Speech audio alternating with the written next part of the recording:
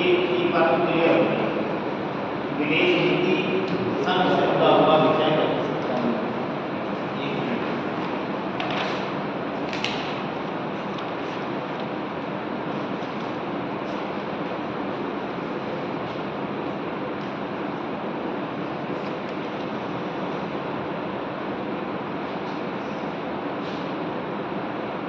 विदेश नीति का संवैधानिक आधार। एक बात तो क्लियर हो गई कि विदेश नीति संघ से जुड़ा हुआ विषय है, यानी विदेश नीति पे काम करने का दायित्व अधिकार इसका केंद्र सरकार या पॉलिटिकल साइंस की भाषा में संघ सरकार। ये राज्य का इसमें कोई रोल नहीं, राज्य का इसमें कोई रोल नहीं। और एक बात तो बढ़ती सामने आती है, कई बार देखा गया है भारत में कि राज्य की कुछ क्षेत्रीय नीति विदेश नीति के हावी है। जैसे भारत और बांग्लादेश के बीच 73 तीसरा जब समझ नाम आपने सुना है, तीसरा एक प्रदेश है, तीसरा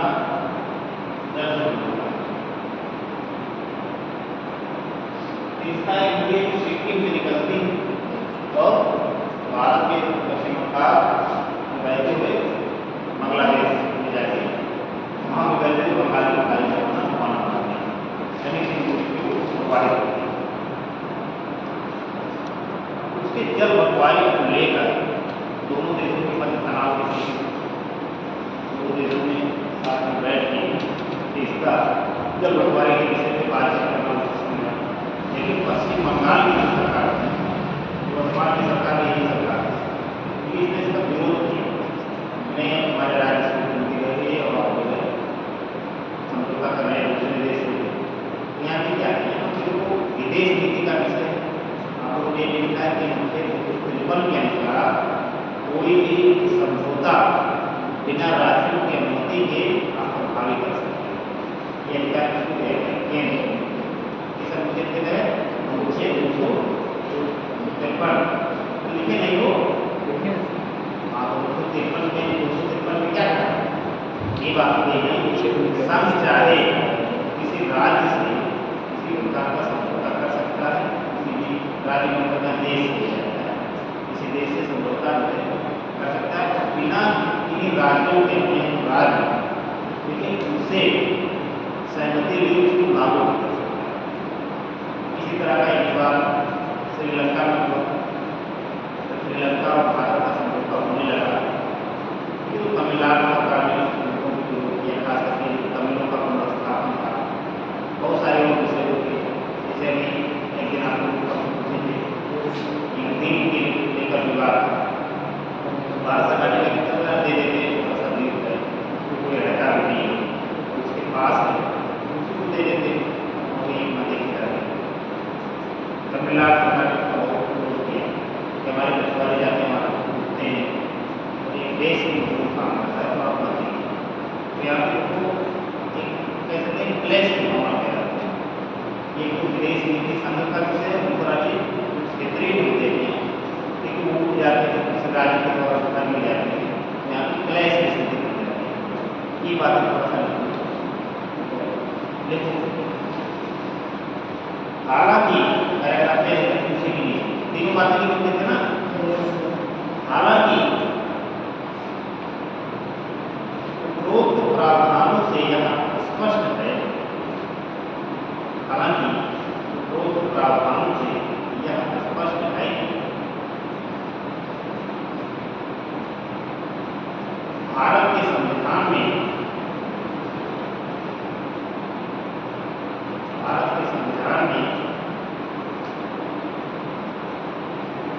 विदेशी मामलों में राज्य की कोई भूमिका तय नहीं है, राज्य की कोई भूमिका तय नहीं है।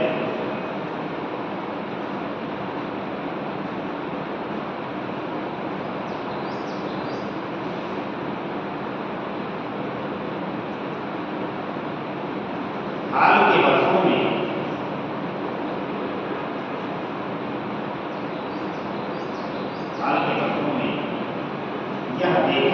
है कि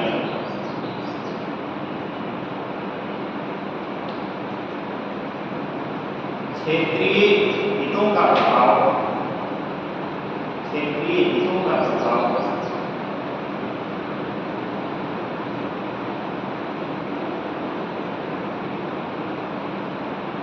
विदेश नीति पर पड़ा।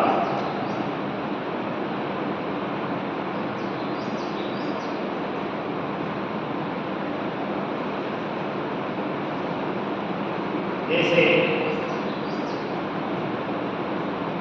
तीस्ता जल समझौते में, तीस्ता जल समझौते में पश्चिम बंगाल का हस्तक्षेप,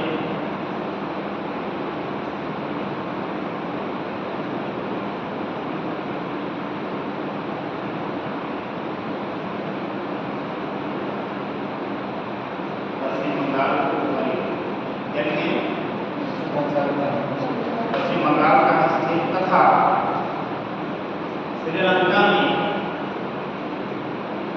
तमिलों के पुनर्वास में, तमिलों के पुनर्वास में तमिलनाडु का हस्तक्षेप,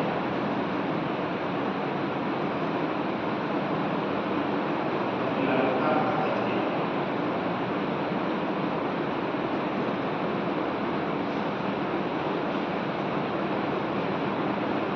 आपके पास जो बनता है उसी लेवल पर बनता है। भारत की विदेश नीति में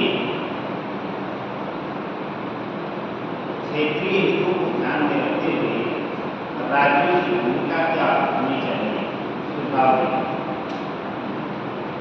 आपको पूछा जाएगा कि आप क्षेत्रीय दरकिनार करते हैं विदेश नीति के ऊपर, आप ऐसा क्यों पूछते हैं कि क्षेत्रीय हित दरकिनार करके क्षेत्रीय को कोई ध्यान न दिया जाए और किसी दूसरे देश के साथ संबंध बना लिया जाए।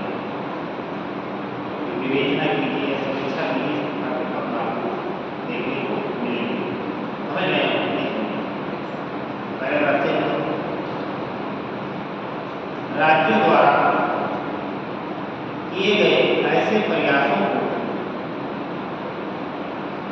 राज्यों द्वारा किए गए ऐसे प्रयासों को,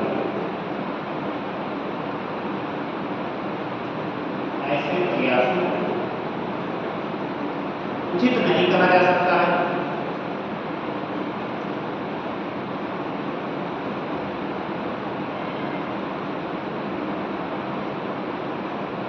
उचित नहीं कहा जा सकता है, लेकिन पिछले 2 दशकों में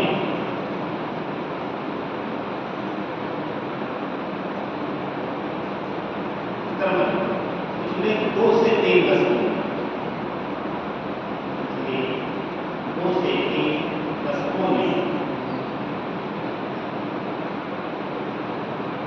वैश्वीकरण के दौरान, वैश्वीकरण के दौरान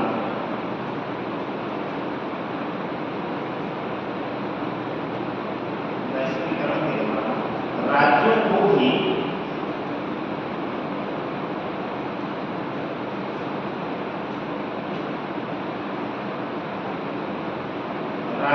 भी अंतरराष्ट्रीय प्रणाली से लाभ के अवसर दिए गए, अंतरराष्ट्रीय प्रणाली से लाभ के अवसर दिए गए।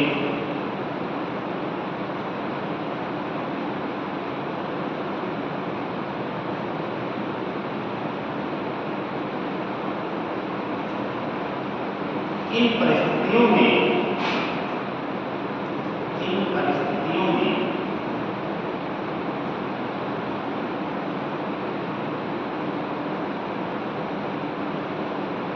किसी राज्य द्वारा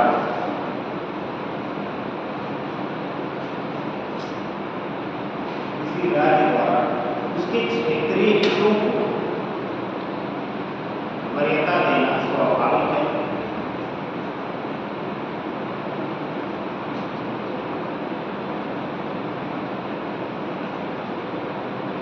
वरीयता देना स्वाभाविक है।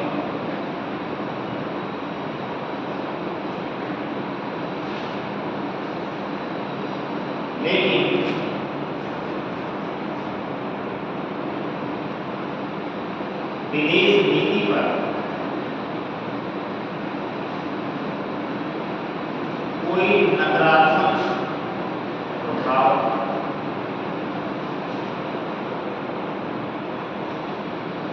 न पड़ने की शर्त पर विदेश नीति पर कोई नकारात्मक प्रभाव न पड़ने की शर्त पर इस प्रकार स्पष्ट है कि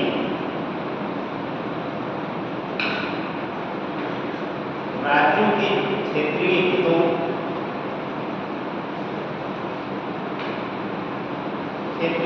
की सुरक्षा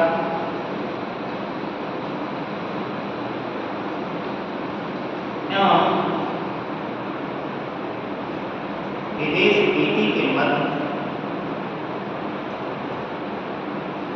समन्वय की आवश्यकता है। समन्वय की आवश्यकता है।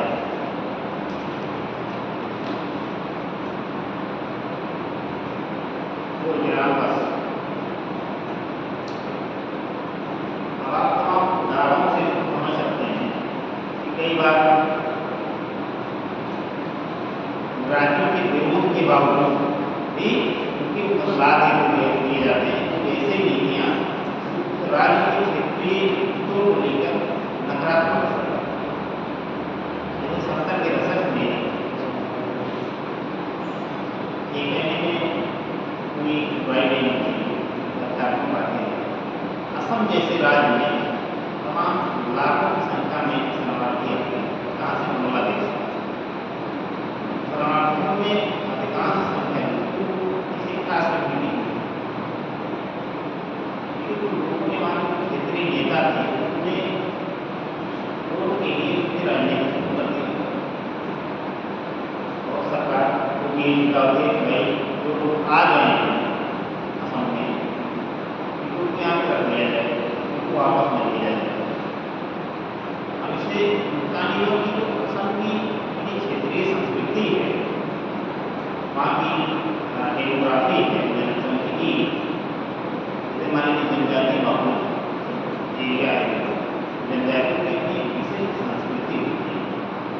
विशेष संस्कृति का सीधा मतलब उनके रहन सहन, उनके खान पान, उनके व्यवसाय, उनके बोलने चलने का संस्कृति को बड़ा कांसेप्ट होता है कि उसमें सारी चीज़ें शामिल हैं। तो उसमें नकारात्मक असर पड़ रहा है कि मान लीजिए इस क्लास में 50 लोग विदेशी लोग आ रहे हैं, तो बहुसंख्यक हो जाएंगे। तो हम तो ये भी कहेंगे वैसा है कि क्लासें अंग्रेजी में चलेंगे, हिंदी में नहीं। तो आप लोग बनाए रह जाएंगे तो आपको नुकसान कर लिए, लेकिन आपके इतिहास कर सकते हैं। इसी तरीके से असम में स्थिति है, लाखों प्रवासियों को वापस ले जाएंगे। वहाँ के जो क्षेत्रीय तमाम लोग थे जो इसका विरोध कर रहे थे, एक समय बाद चरमपंथी रूप में करेंगे, अलग राज्य की मांग करने लगी। असम में बोडोलैंड की मांग की जाती है ना, बोडोलैंड का अलग राज्य की मांग करते हैं। वहाँ के कौन से जनजाति है? बोडो जनजाति होती है। बोडो जनजाति अवैध प्रवासी थे, उनके बीच बड़ा संघर्ष हुआ, हजारों लोग मारे गए। तो यहाँ पे सरकार की सरकार ने उसमें देखना होता है, इससे हमारे और बांग्लादेश के संबंध बढ़ा। यहाँ पे क्षेत्रीय को दबा दिया गया, उनके चाहिए ये था हम अपने राज्य के क्षेत्रीय मुद्दे को भी कोऑर्डिनेट करते और उनको भी लीगल तरीके से रिपोर्ट करते। तो हमारा भी रहता वहाँ की भाई अवैध रूप से आए तो हम क्यों कर देते। इसी तरीके से रोहिंग्या के मुद्दे म्यांमार को रोहिंग्या है, देश में माना जाता है कि 40,000 रोहिंग्या समुदाय अवैध उससे चले आए। लेकिन मैंने बताया कि उत्तर भारत की बाउंड्री है, खास करके म्यांमार के साथ ओपन बाउंड्री में हम आ जा सकते हैं। 16 किलोमीटर तक सीमाएँ से पूछते हैं आप, 16 किलोमीटर तक आप आ सकते हैं। उसके बाद उसके आगे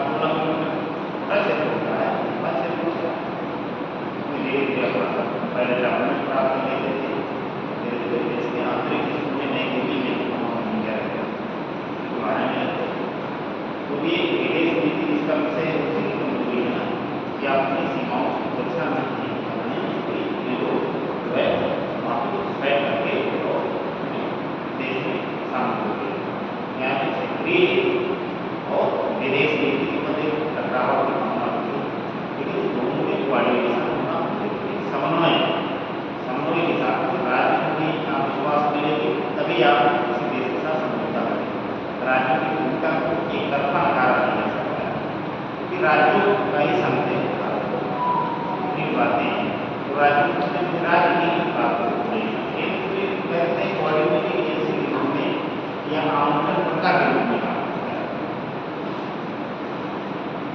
जैसे मान लीजिए केंद्र को निर्णय कराता है तो राज्यों को आवंटित करता है। आवंटन का काम केंद्र का, आवंटन मतलब मान लीजिए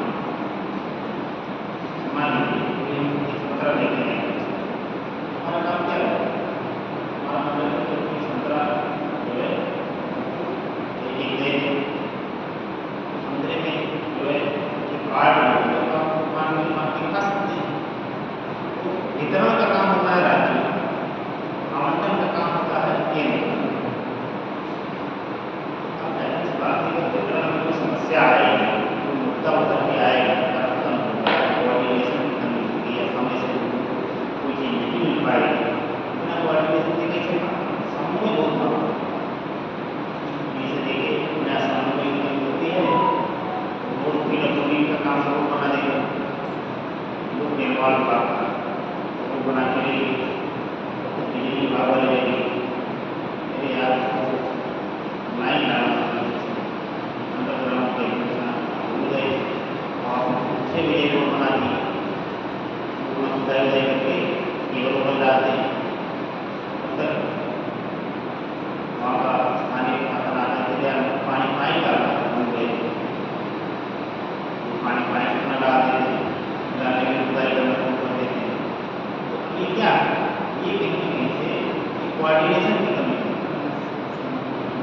समन्वय अगर नहीं है या लोकल स्तर की गवर्नमेंट हो या राज्य की गवर्नमेंट हो या केंद्र और किसी राज्य के बीच में समन्वय, तो अगर कोऑर्डिनेशन थोड़ा भी कम हुआ तो काम बढ़ जाएगा। इसीलिए क्लासों के लेवल पर देखा जाता है कि भाई टू वे कन्वर्सेशन, बच्चों की बातें भी आपको सुने, उनकी समस्याओं को दूर करने का भी प्रयास करें। ऐसा नहीं क्या है वो बोलते बच्चों को इतना दहशत में करके पढ़ाए, किसी बच्चे की हिम्मत नहीं हुई तो सब होता नहीं कि एक अपने बात करते हैं हिम्मत नहीं होती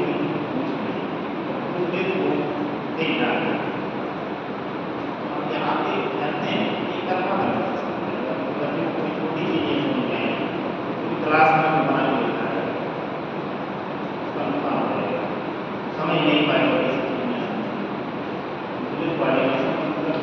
समन्वय, समन्वय का मतलब बातचीत। तो शायद कोई परियोजना नहीं है यहाँ भाई एक लोग यहाँ से मिला के चलाना, रोड से संबंधित जितने भी विभाग हैं, कौन से विभाग, सड़क सुरक्षा विभाग हो, देखेगा कहाँ पे गैस की पाइपलाइन बिछाई जाएगी, लोग शहर में गैस की पाइपलाइन बिछाएंगे, लेकिन उससे बिना कोऑर्डिनेट किए आप एक पावर नहीं पा देश में आप देख रहे हैं इसमें आप कॉलोनियों में गैस की पाइपलाइन बिछाई जाएगी, गैस की पाइपलाइन उगाएगा बीच दी गई, उसमें पत्थर लगा कर उसको बता दिया कि हम हवा जलाने नहीं जाते, कुछ नहीं कहीं पे काटा आग लगा, लेकिन बड़े बड़े शहरों में नहीं सकती मेन पॉइंट वहाँ पे इंगित करते हैं। यहाँ पे किसी प्रकार का निर्माण कार्य होने से पहले हमारे विभाग को इंगित कर लीजिए, पानी में पाड़ा तो जलापूर्ति का विभाग कोऑर्डिनेट करेगा, जो विद्युत विभाग होगा शहर में बिजली की आपूर्ति देगा वो भी आपको कोऑर्डिनेट करेगा। अब वो बैठ के यहाँ पे बोलना है, यहाँ कम बोलना है, यहाँ मोटा बोलना है, यहाँ ब्रेकर बनाना है, यहाँ ब्रेकर नहीं बनाना, कितनी चौड़ाई होगी, कितनी लंबाई होगी, सारी बातें एक जगह एक मेज पे बैठ के तय हो जाएंगे। पता लगा कि आप अकेले से तय करेंगे, मन करेगा आपको नहीं, मन करेगा जो करेंगे क्या होगा, 50 बार वो छोड़ दी जाएगी, 50 बार वो छोड़ा जाएगा। जहाँ मान लीजिए इधर से पानी इधर की तरफ जा रहा है नाली में, और नाली बना और वो बना दिया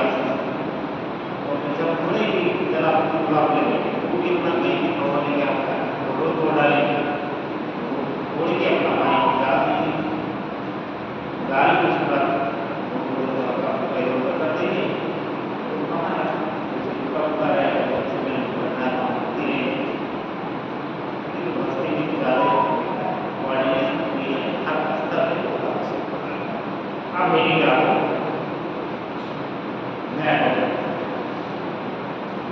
भारत की विदेश नीति के मूल सिद्धांत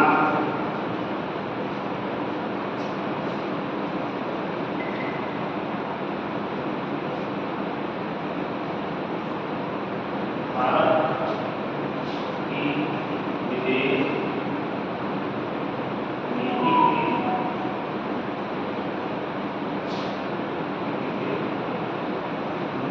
मूल सिद्धांत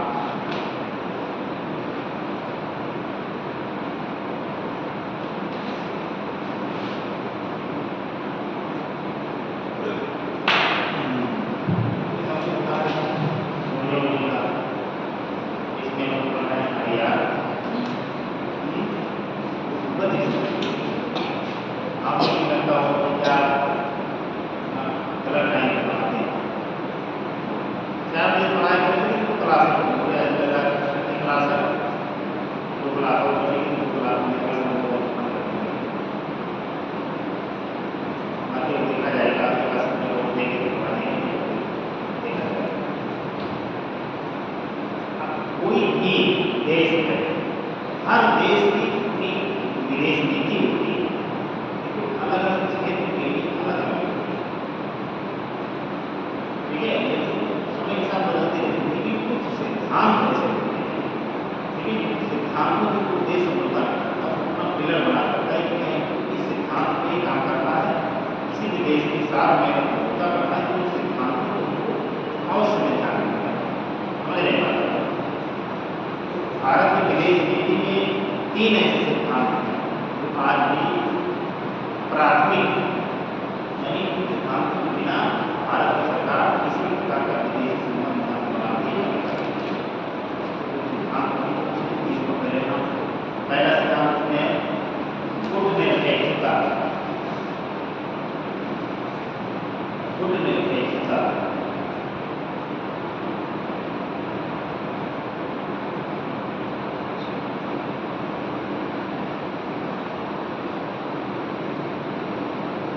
non-aligned movement, non-aligned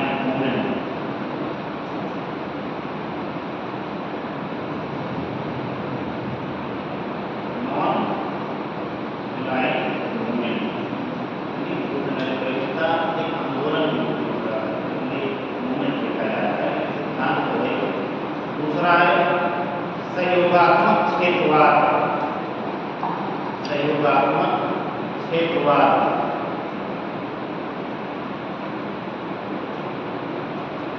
सहयोगात्मक क्षेत्रवाद।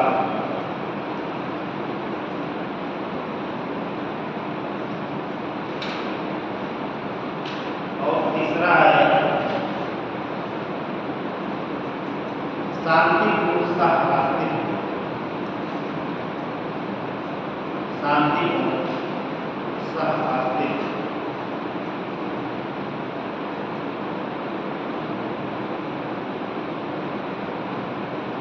शांतिपूर्ण सह-अस्तित्व, देखिए ये 3, यानी IR का पढ़ना है तो 3 बातों को हमेशा करना है, ये आपको हमेशा काम देंगे। अगर IR से संबंधित किसी प्रश्न का उत्तर आप नहीं करेंगे तो ये जरूर कहीं ना कहीं से ठीक हो जाएगा उस प्रश्न के उत्तर। इतना ज़्यादा इसका महत्व, गुटनिरपेक्षता, शांति, सह-अस्तित्व और सहयोगात्मक क्षेत्रवाद। एक एक करके इन 3 के बारे में हम लोग एक करके देखते हैं। पहला डाउट गुटनिरपेक्षता,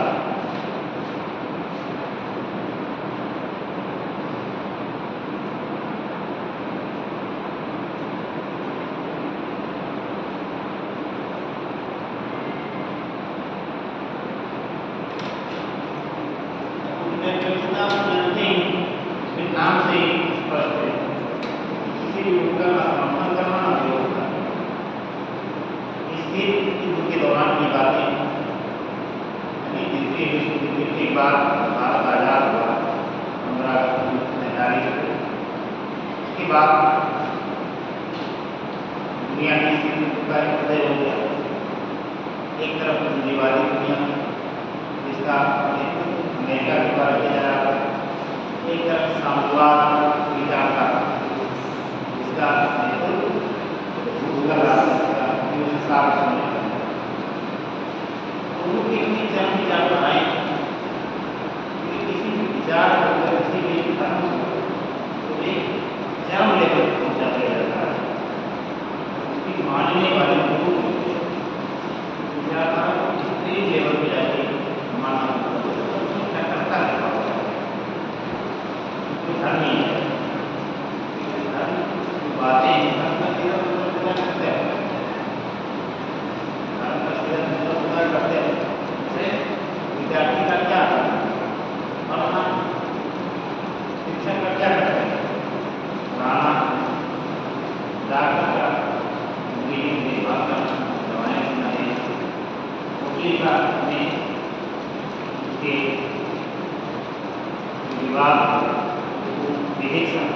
विधान करना क्या उसका धर्म।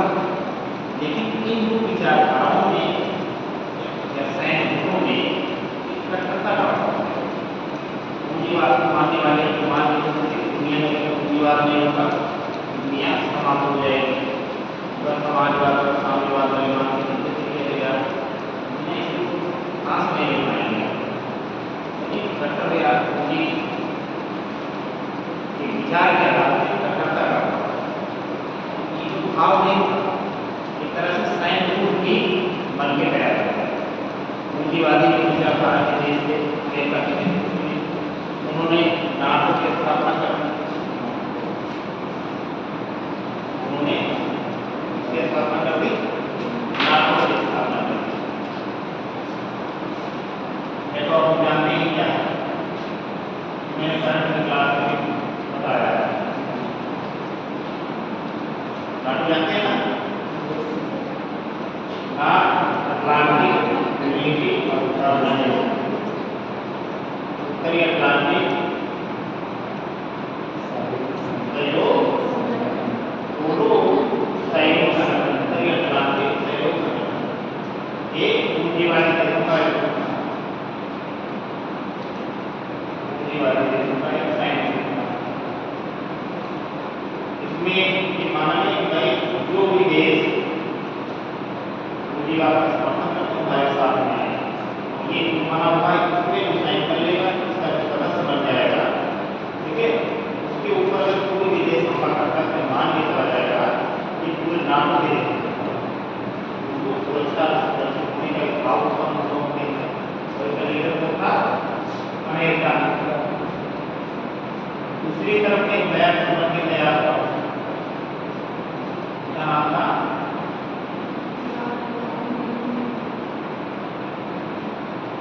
साम्यवाद या समाजवाद।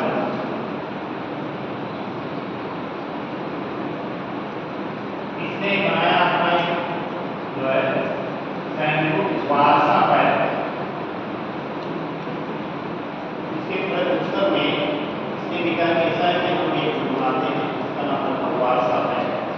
वारसा पोलैंड का शहर है, उसी शहर में एक एक समझौता स्थापित करते हैं, जिसमें जैसे नाटो सैनिक के रूप में पूंजीवादी विचार का समर्थन करता है, वैसे वारसा बैंक भी साम्यवाद और समाजवाद के विचार का समर्थन करेगा। हम लोग ये मानेंगे कि किसी के ऊपर भी हमला करता है पूंजीवादी देश, हम लोग उनके ऊपर अपनी सुरक्षा के लिए हमला कर देंगे।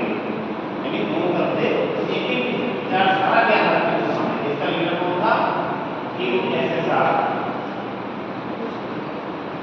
USSR मतलब क्या रूप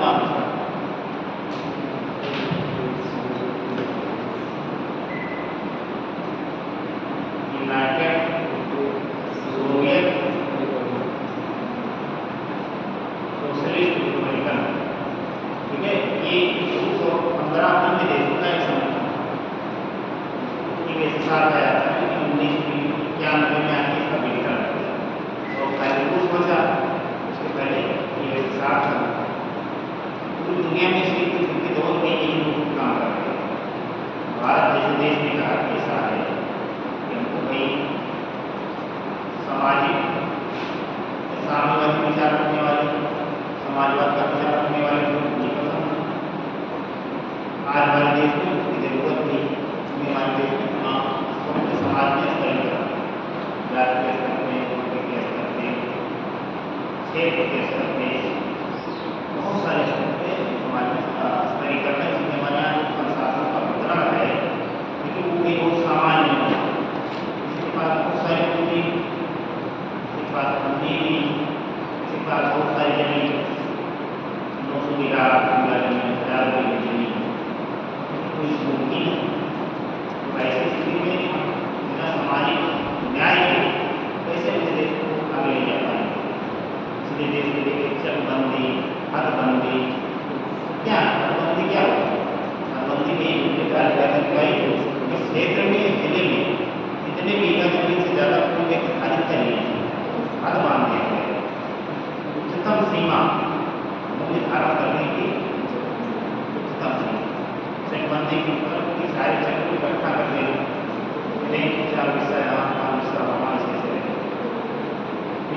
देश में भूमि का पुनर्वितरण, जिसके पास बहुत ज़्यादा जमीन ले लेके तो भूमि ही है उनको पट्टा दे का नाम नहीं है ना, ये पट्टा हुआ है सरकार ने भूमि दे दिया किसान जाओ या जमीन, ये भी सरकार ने आज भी नियम लागू है या अनुसूचित जाति और अनुसूचित जनजाति की जमीन को नहीं दिया सकते।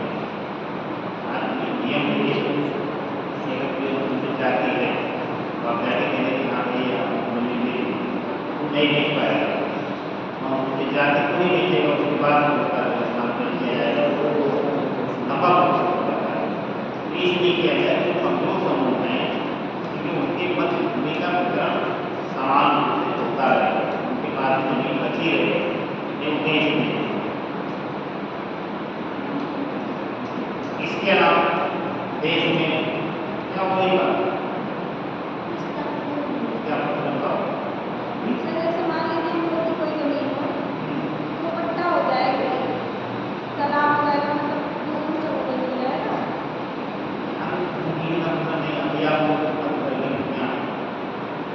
ना तो अभी आपके खेत होगा वादा बदलना नहीं होती तब उनके बच्चों में वसीयत होती है।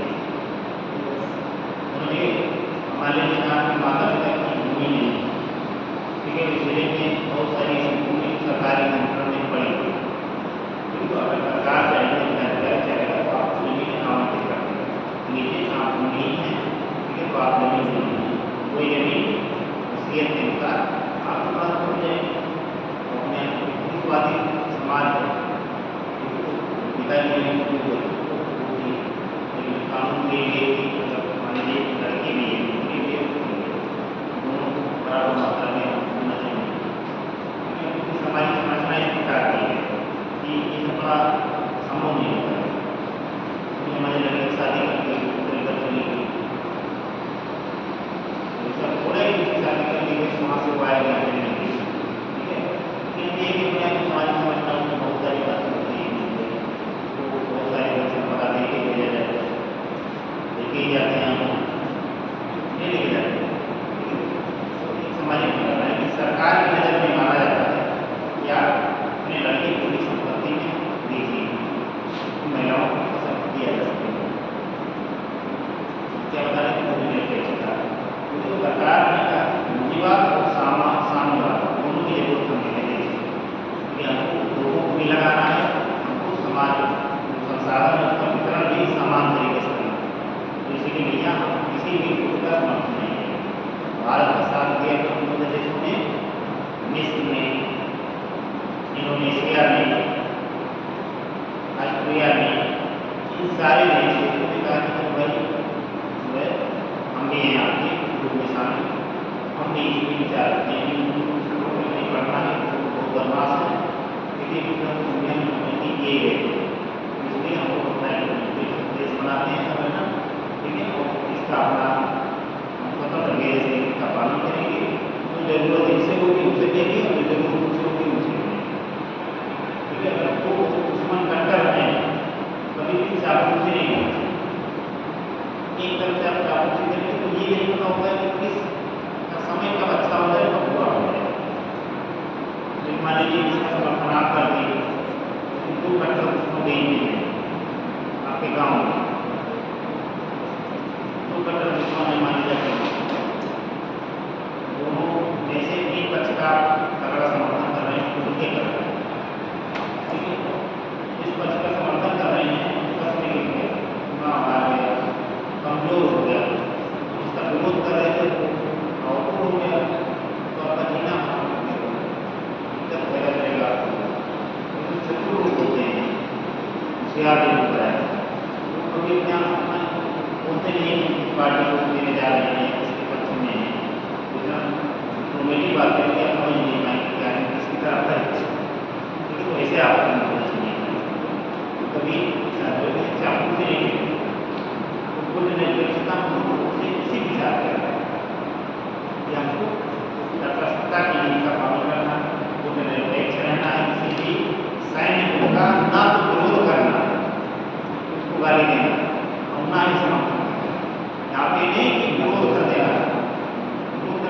विभव, यहाँ पे ना विरोध करना है और ना समर्थन करना है, बीच का शब्द क्या है? तटस्थ है। देखो थोड़ा सा बुद्ध निरपेक्षता एक आंदोलन के रूप में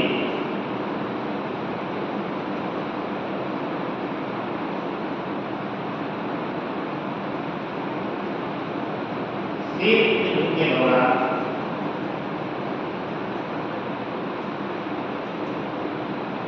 प्रचलन में आया।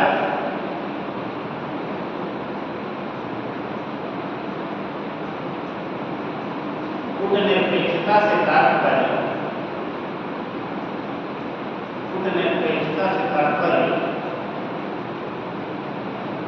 यह है कि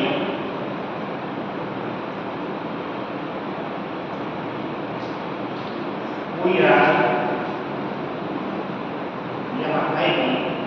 राष्ट्र किसी विशिष्ट विचारधारा पर आधारित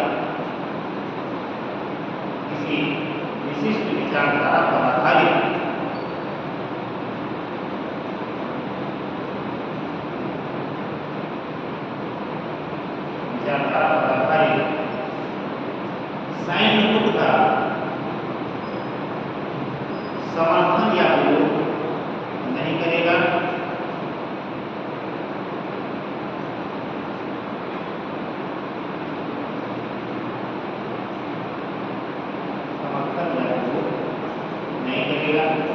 उल्लेखनीय है कि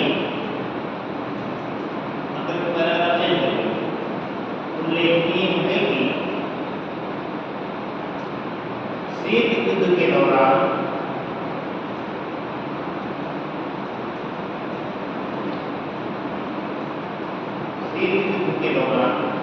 पूंजीवादी विचारधारा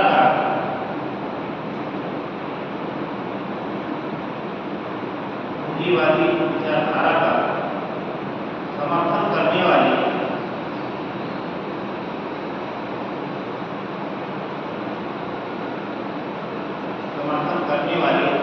राष्ट्रों ने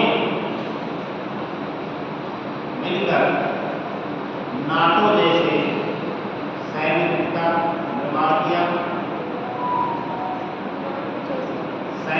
का निर्माण किया।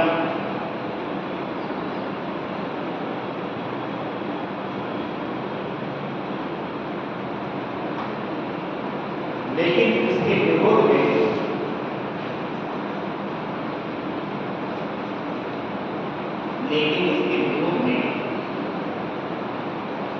सोवियत संघ के नेतृत्व में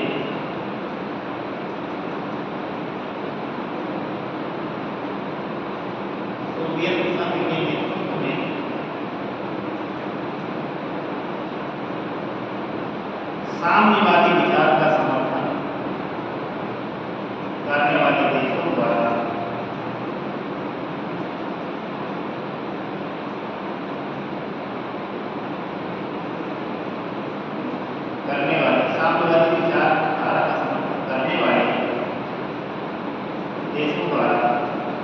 वार्सा पैक्ट नामक संधि की गई।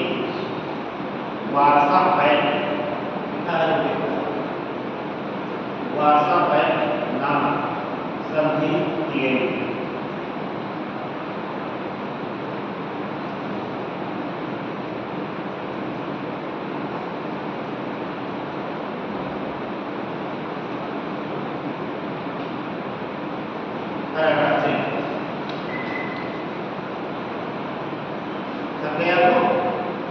क्लास में जितना वो पढ़ रहा है मन खराब नहीं है, हैं? क्यों आने मन में तुमने क्या हमारे डालने क्या नाम था स्कूली कौन जा रहा है?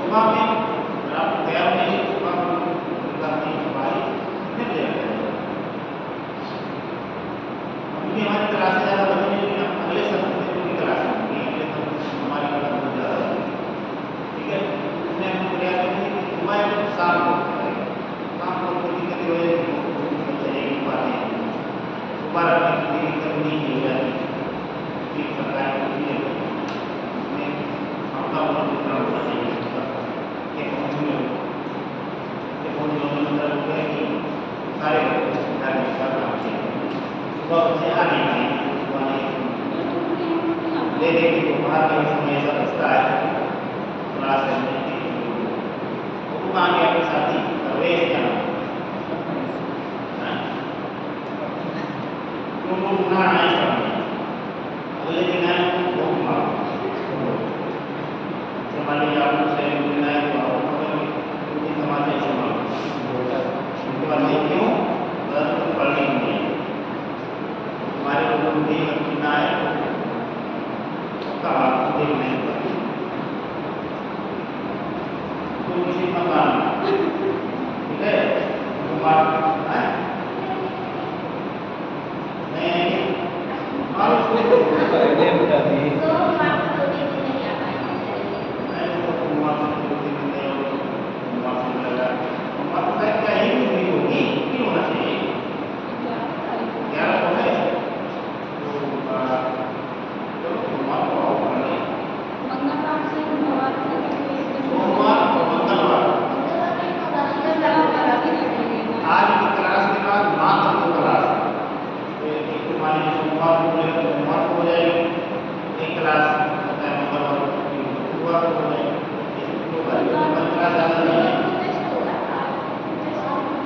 टेस्ट आपको का होता है ना सप्लाई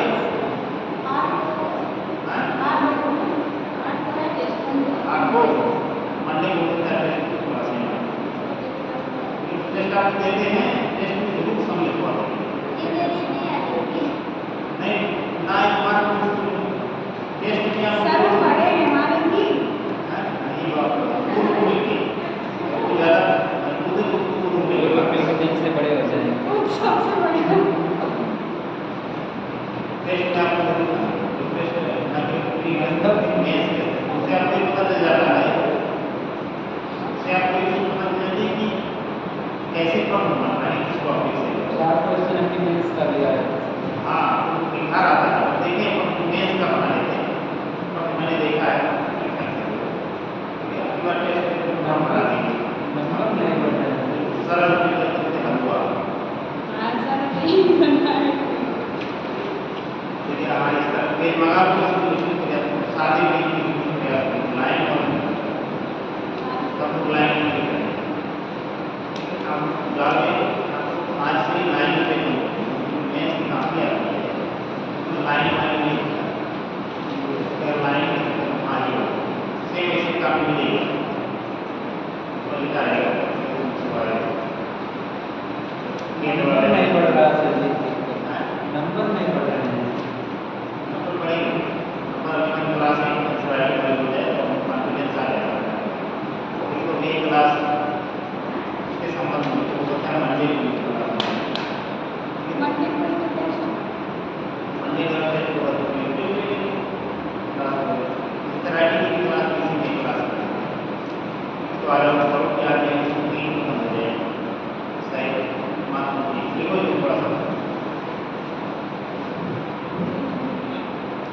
देखो औपनिवेशिक शासन से स्वतंत्र होने के बाद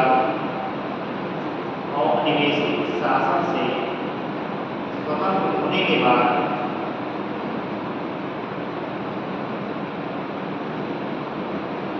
भारत की सामाजिक आर्थिक एवं राजनीतिक सुदृढ़ता के लिए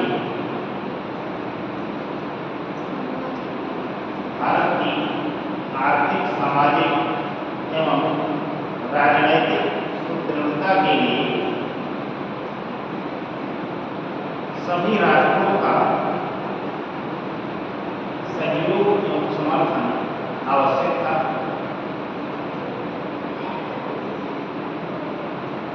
सभी राष्ट्रों का सहयोग एवं समर्थन आवश्यक था।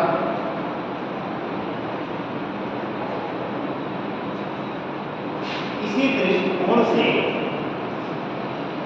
भारत ने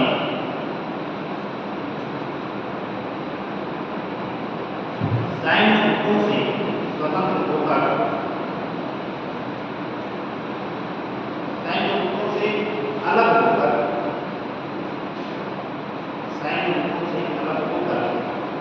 स्वतंत्र विदेश नीति का पालन किया। स्वतंत्र विदेश नीति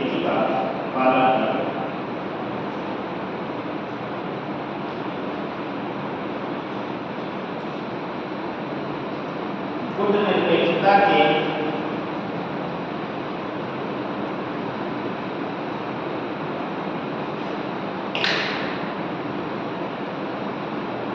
प्रासंगिकता के निम्न कारक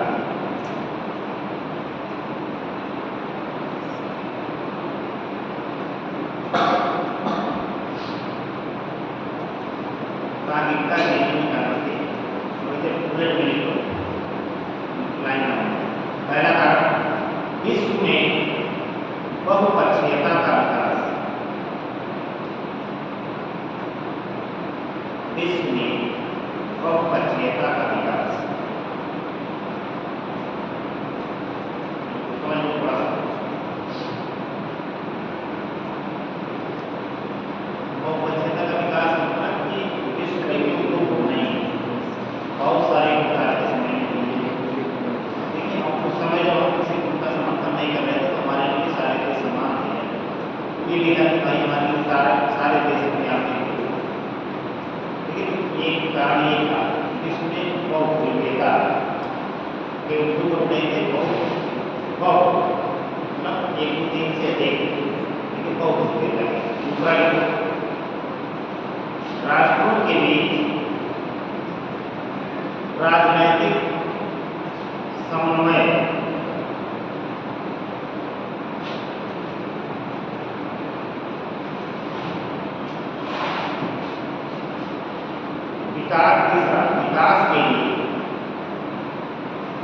विकास के लिए अंतर्राष्ट्रीय सहयोग,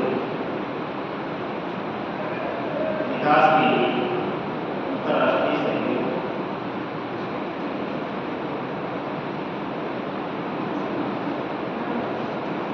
शांतिपूर्ण सह-अस्तित्व की स्थापना।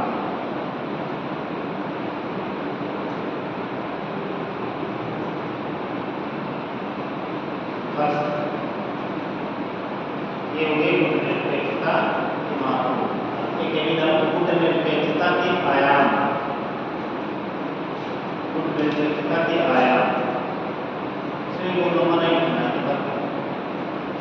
राजनीतिक, आर्थिक, वैश्विक, सीधे शामिल आयाम। आयाम समझ रहे हैं ना?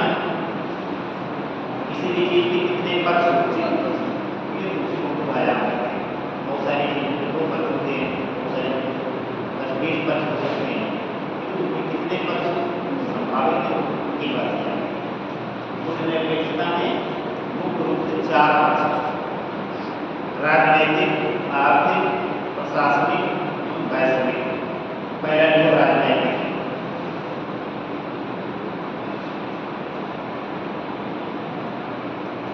राजनीतिक पक्ष का क्या था? राजनीति के सामने क्या लिखोगे? देखो, शक्ति संघर्ष की राजनीति से, शक्ति संघर्ष की राजनीति से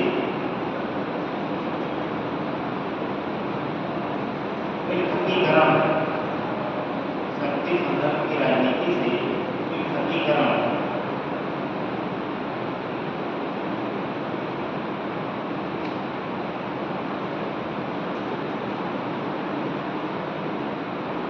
समझाने की बात नहीं की, यानी कि शक्ति संघर्ष कर रहा था।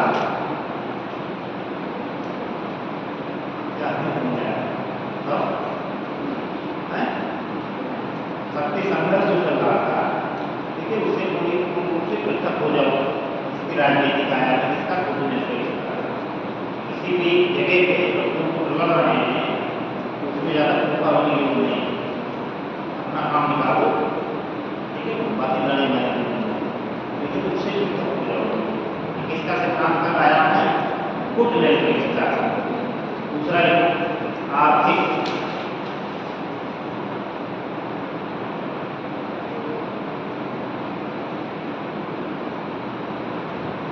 पूंजीवादी और समाजवादी दोनों ही आर्थिक विचारधाराओं पर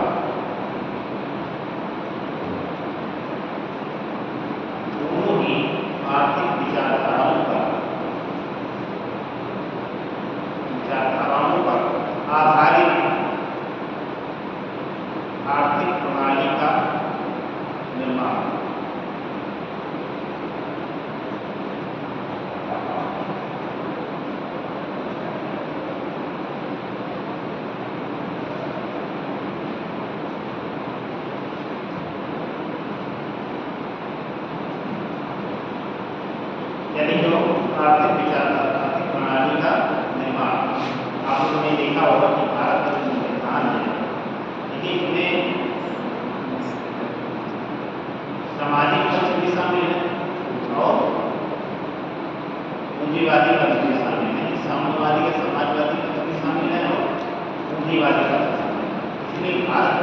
हद हो जाए दूसरे करते हैं होता है इसमें पूंजीवाद समाजवाद दोनों के मूल दूसरी भारत की आर्थिक प्रणाली को दूसरी प्रणाली कहा गया तो मैंने आर्थिक प्रणाली है उसी के ध्यान कर तीसरा प्रशासनिक प्रशासनिक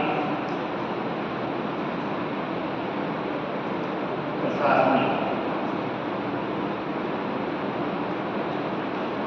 प्रशासनिक के शामिल सहमति आधारित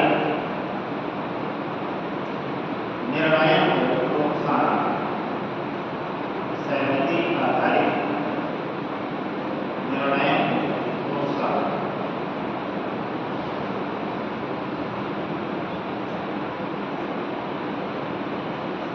यानी किसी भी निर्णय को पहुंचने के पहले सहमति लोगों से बना लेना लोगों का सबसे का राजकों की बात होती है क्योंकि राजकों से आप सहमति बना के उसके बाद ही किसी हिस्सा को पहुंचने का प्रयास करें इसी सब की उपज है तमाम अंतर्राष्ट्रीय स्तर के तमाम संगठन सम्मेलन होते हैं क्यों होते हैं संगठन सम्मेलन होते हैं क्यों होते हैं सहमति आधारित व्यवस्था का निर्माण किया जाता है इन्हें क्या आपका मन करा देश में कि नहीं करेंगे हमारी हमारा हमारी इच्छा लेकिन भाई विनाश तो आपकी ना नहीं होगा पड़ोसी का हो सकता है पड़ोसी के भाग्य के विधाता कैसे होते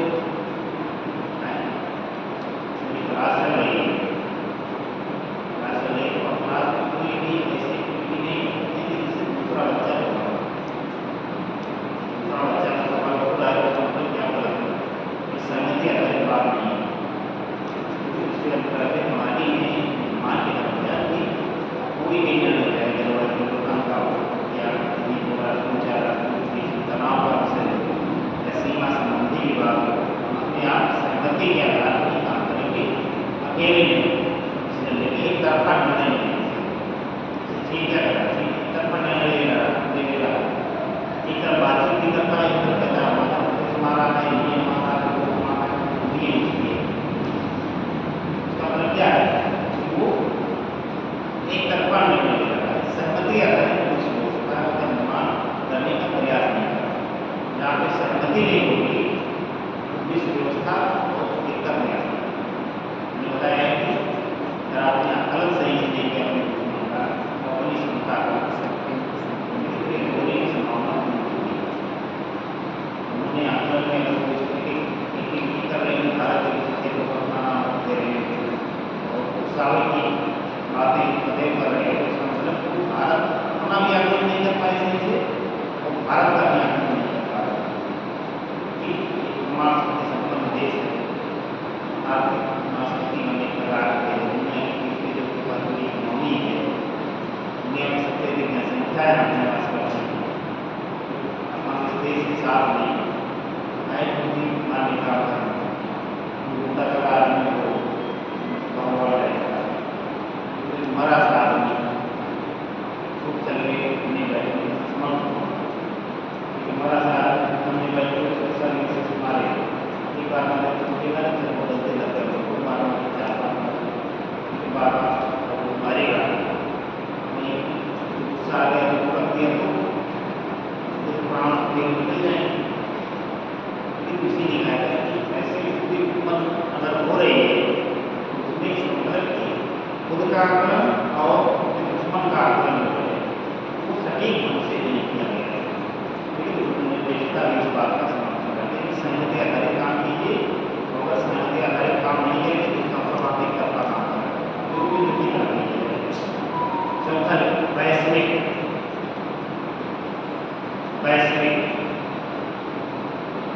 वैश्विक स्तर पर निरपेक्षता किस बात का समर्थन करती है वैश्विक स्तर पर निरपेक्षता कहती है कि कोई तो नहीं बहुपक्षीयता का विकास बहुत सारे देशों या बहुत सारे लोगों का विकास हो गया नहीं बहुत सारे लोगों हो गया इसके सामने बहुपक्षीयता का विकास वैश्विक के सामने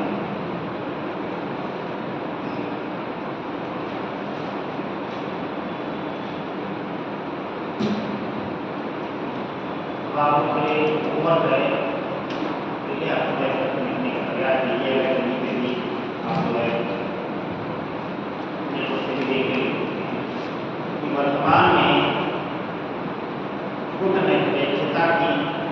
प्रासंगिकता क्या है?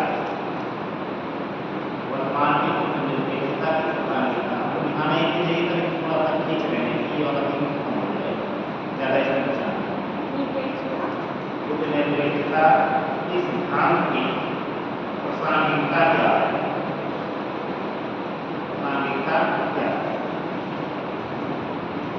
ठीक, तो सहयोगात्मक क्षेत्रवाद दूसरा पिलर है भारतीय विदेश नीति का। सहयोगात्मक क्षेत्रवाद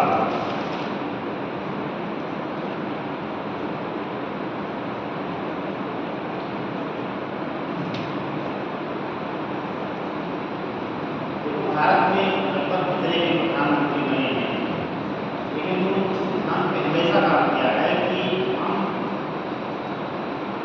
अपने सब कुछ बदल सकते हैं लेकिन अपने पड़ोसी नहीं बदल सकते। क्योंकि इस सिद्धांत का कि अगर हम पड़ोसी नहीं बदल सकते हैं तो उससे संबंध अच्छे होते हैं, पड़ोसी के साथ संबंध खराब नहीं है। नहीं अगर आपका कोई गड़बड़ हो तो पड़ोसी भूमिका बहुत जरूर है। दुनिया का हमारी चारों तरफ आप लड़ाई कर रहे हो, हर आदमी गाली बनाएगा, इसकी पकड़ खराब हो जाएगी, हमेशा नेगेटिविटी का करता रहता है। एक ना एक स्थिति जरूर आ जाएगी कि आपको ज़्यादा होना चाहिए। इसलिए सहमति अगर करना और अपने पड़ोस को है आप तनाव को तरक्की कर जाएगी, सहयोगात्मक भाव होगी। ठीक है, आपको इतना नहीं सामुदायिक करता है तो आग मान के माहौल को बदल जाता है, सामुदायिक भावना क्योंकि घर में पानी से गाँव में आधा गाँव घूमते हैं तो इस प्रकार के शहरों में करता है कि भाई नहीं मानते हैं बोले उनसे क्या है वो, लेकिन भाई से इनको मान के अगर आप अपने पड़ोसियों के साथ ये करेंगे तो हो सकता है ये केवल आपसे अपेक्षा नहीं होती, पड़ोसियों से भी अपेक्षा ये भी मान के चलिए पड़ोसियों के साथ में अच्छा व्यवहार करते अपेक्षा ना करें कि आप हमारा बदला दो, आज खाना खाना खिलाओ, निस्वार्थ सेवा की। भारत के इतने प्रधानमंत्री हैं उनका ये मानना है कि पड़ोसियों के साथ संबंध अच्छे होने हैं, पड़ोसी नहीं बदल सकते। उसी में से प्रधानमंत्री थे भारतीय गुजरात अपने हो गया भारतीय गुजरात के द्वारा डॉक्टर दिया गया ये सिद्धांत दिया गया सहयोगात्मक क्षेत्रवाद, यानी जो हमारा क्षेत्र है लेकिन उसमें हम विदेश नीति जो प्रभाव है उसके आधार पर एकीकरण का निर्माण, एक दूसरे का सामाजिक आर्थिक सैन्य हर स्तर में सहयोग करें। सहयोग इस बदले भावना से जाने कि हम अगर प्रयोग करें तो हम हमारा भी कीजिए। जैसे नेपाल में भूकंप आया, भारत में सबसे पहले वहाँ की सरकार को करना चाहिए, सरकार भारत में अपने बचाव दल नीति आयोग की टीमें बहुत सारी सामग्री हर चीज़ को सरकार वहाँ पर जागरूक होकर दिया। इसी सिद्धांत के आधार पर लाइफ में बहुत से हमारा भूकंप आ गया हासिल हुई, लेकिन हमारा जो विदेश नीति का मिला है सहयोगात्मक क्षेत्रवाद, ठीक है, उसके आधार पर या उसके विपरीत कामों का बात तैयार करते हैं, उसी के आधार पर भेजा गया है। लेकिन उसको 2 मिनट में देखो 1996 में तत्कालीन प्रधानमंत्री 1996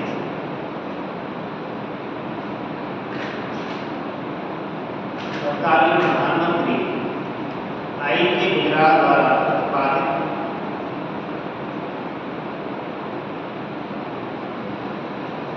सिद्धांत है,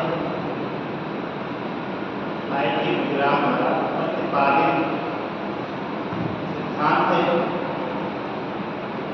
जिसमें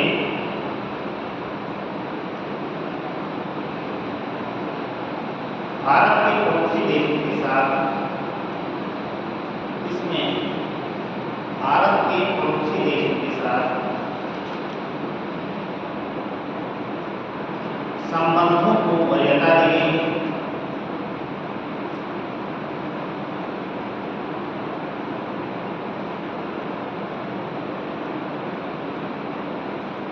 जिससे पारस्परिक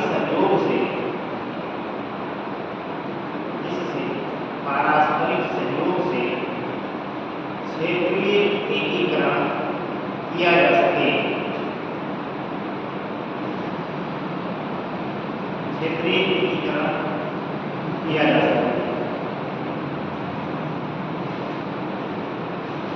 जिससे क्षेत्रीय शांति, सुरक्षा एवं स्थायित्व सुनिश्चित हो सके। जिससे क्षेत्रीय शांति, सुरक्षा एवं स्थायित्व सुनिश्चित किया जा सके।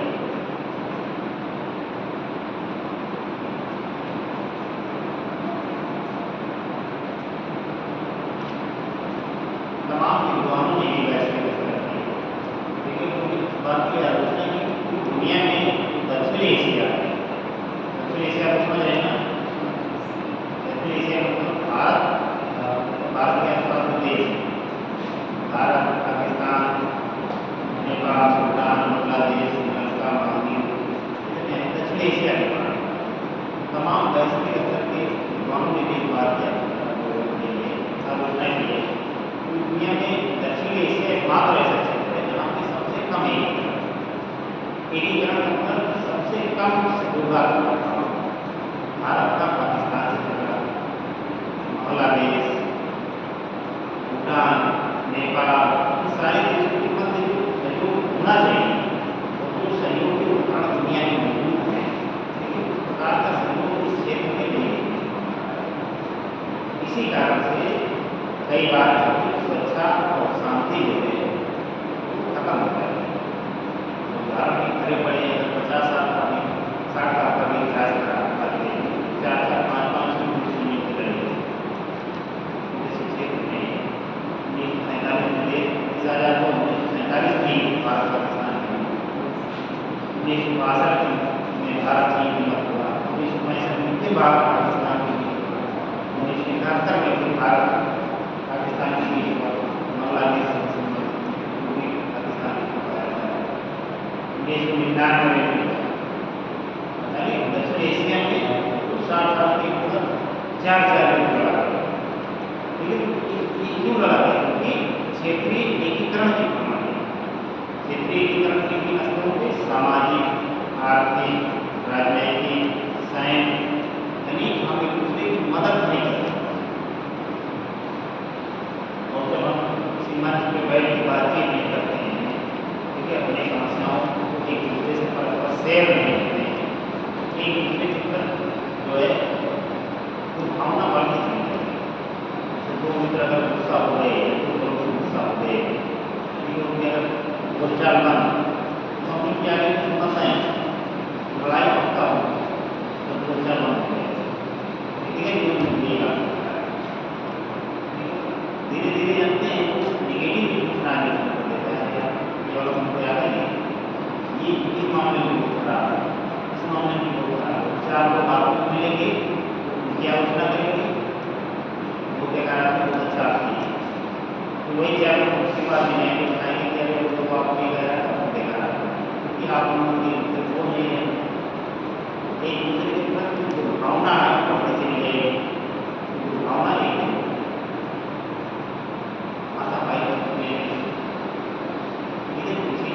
दक्षिण एशिया में बातचीत करने के लिए सार्क जैसे संगठन की जरूरत है।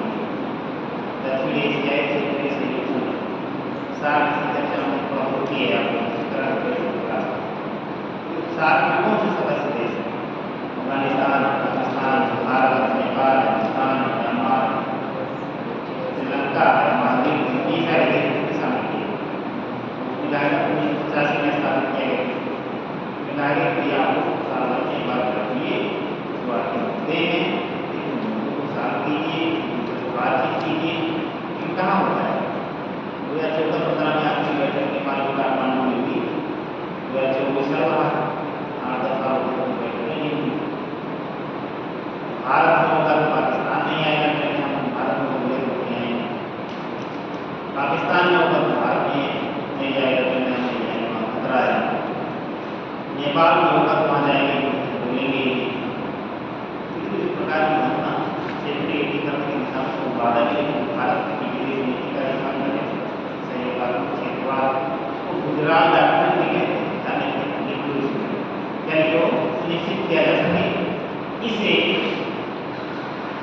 लिबरल डॉक्ट्रिन भी कहते हैं। पूछा जा सकता है 2013 के मेंस में पढ़ लिया है। भारत के सहयोगात्मक क्षेत्रवाद और लिबरल डॉक्ट्रिन की विवेचना की। लिबरल डॉक्ट्रिन का मतलब सिद्धांत, DOCTRIN डॉक्ट्रिन।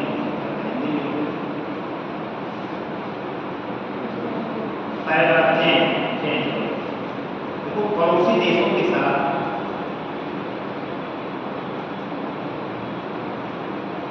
इस प्रकार के संबंध स्थापित किए जाने चाहिए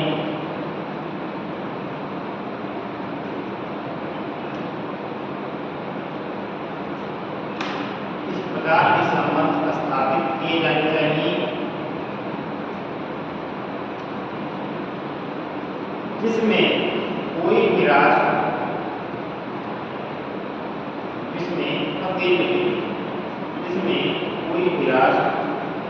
उसके द्वारा किए गए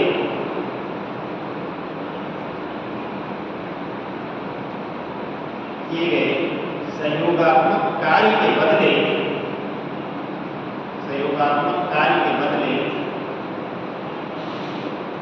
विशेष लाभ की अपेक्षा नहीं करेगा।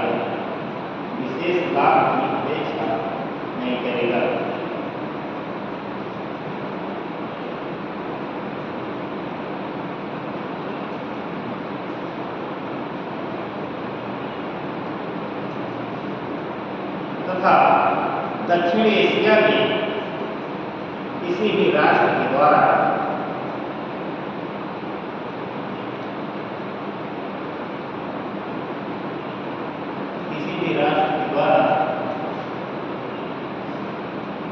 किसी पड़ोसी राष्ट्र के विरुद्ध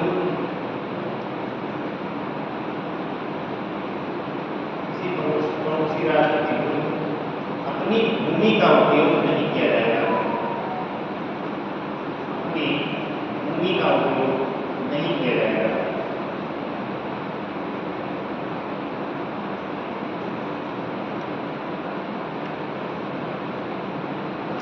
ये नहीं कि थोड़ा मदद करती है, आज मदद किए लेकिन उनका चले आए दिया वो करते हैं उनकी इच्छा। आप ऐसा करते इच्छा नहीं होती। लेकिन अब तो ऐसा होगा, चीन नहीं रहा, श्रीलंका के पास, पाकिस्तान के पास, इसीलिए विरोधीकरण नहीं है, इसीलिए तनाव है। सिद्धांत के अगर आप चलें तो समस्या क्या है? बातें वैसे ऐसा करते हैं हम लोग का शांति का अंतर करा सकते हैं। लेकिन कहाँ करते हैं? यही नहीं कहा पूरी दक्षिण एशिया में कोई भी राष्ट्र अपनी भूमि का इस्तेमाल किसी दूसरे राष्ट्र के विरुद्ध नहीं करेगा। क्यों नहीं कर रहा? पाकिस्तान में जम्मू कश्मीर का एक छोटा सा हिस्सा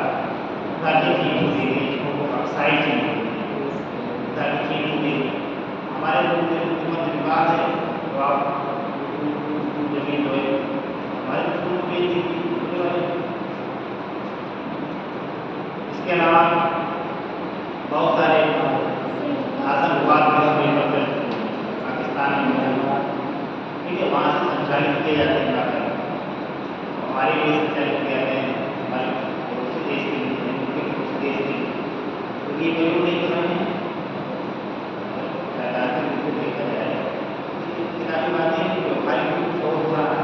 इसीलिए तो हो रहा है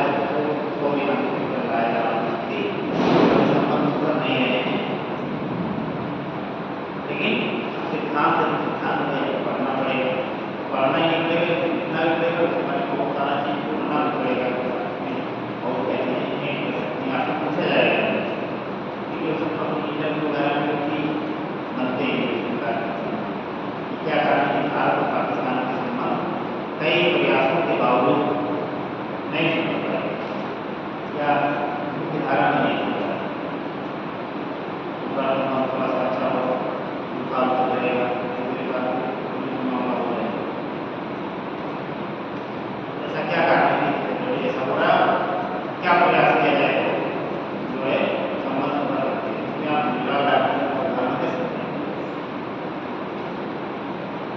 जाएंगे, उसमें तो अपनी भूमि का उपयोग नहीं किया जाएगा।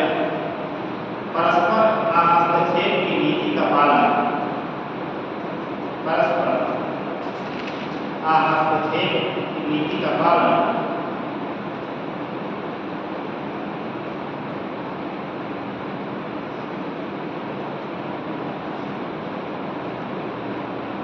एक दूसरे की क्षेत्रीय अखंडता,